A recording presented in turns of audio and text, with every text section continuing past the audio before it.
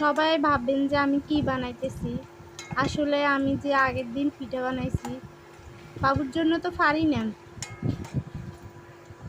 তো অবশিষ্ট কিছু ময়দা মাখা রয়ে গেছে। আমি ওগুলা দিয়ে শর্টকাটে যা পেরেছি তাই বানিয়ে ফেললাম। জানি না এগুলোর নাম কি হয় বা কি বলবো এটার নাম। আমি বানিয়ে ফেললাম। মনে যাই আসলো তাই শর্টকাটে বানিয়ে ফেললাম। আমি তো কখনো কোনো কিছু অপচয় করি না। তাই ফেলে দিতে খুব কষ্ট হচ্ছে। আমি ময়দা মাখা পিঠা বানানোর পরে কিছু ময়দা মাখা ছিল।